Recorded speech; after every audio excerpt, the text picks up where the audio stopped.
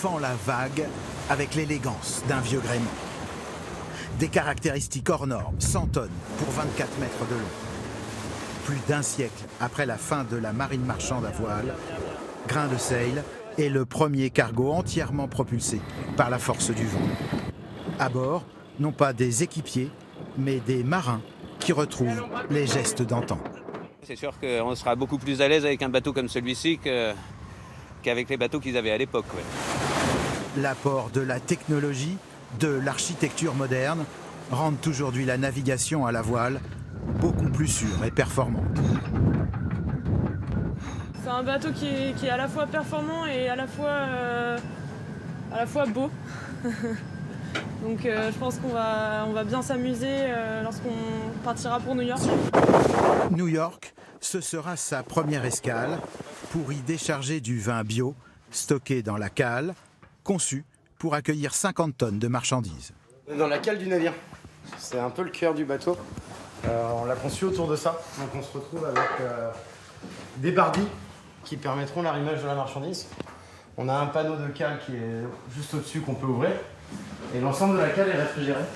Mais au-delà de l'aventure maritime, Grain de Sail est avant tout une entreprise commerciale très réaliste. En plus d'être un joli objet, c'est un objet qui peut s'autofinancer et puis créer des emplois derrière, tant dans le monde maritime qu'à terre au niveau de la chocolaterie.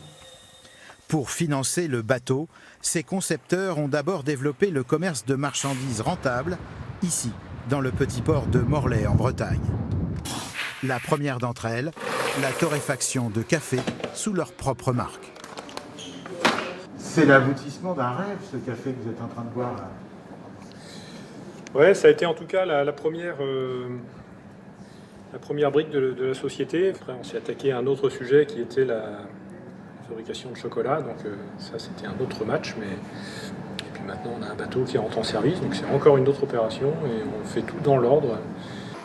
La source de ce financement, ce sont ces pains de cacao pur, bientôt transportés directement depuis l'Amérique du Sud à bord du voilier.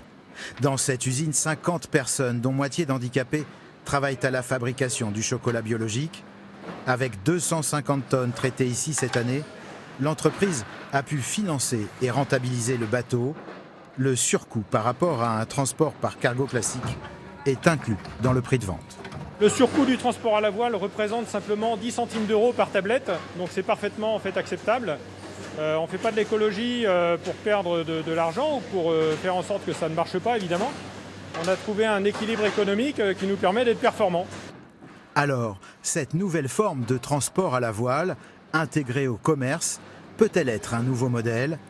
Pas vraiment, pour ce spécialiste de l'économie maritime. Directement chercher les alizés. Je ne pense pas que ce genre d'initiative pourra modifier le transport mondial, ou autrement on va avoir une prolifération de centaines de milliers de bateaux qui poseront tout un tas de problèmes. En tout cas, je trouve l'idée très sympathique et on ne peut que saluer à travers ce geste le respect de l'environnement et puis aussi de ne pas oublier que les vents, les courants et le soleil, ce sont les plus formidables énergies qui soient. Pourtant, fort de cette première expérience aboutie, à bord, l'équipage voit déjà se dessiner de nouveaux horizons. J'ai bon espoir qu'on soit les premiers nouveaux caporniers. Ça va être à nous de trouver des prétextes pour aller faire ça. Si déjà on réussit à le faire et que voilà, on peut montrer l'exemple, c'est déjà une grande réussite. À Saint-Malo, la goélette va bientôt larguer les amarres pour transporter son chargement de vin jusqu'à New York. Plus au sud, elle chargera le cacao pour la France. Avec une forte progression, l'entreprise Grain de Sail voit déjà les choses en grand. Le prochain cargo voilier fera 50 mètres de long et transportera 250 tonnes de marchandises.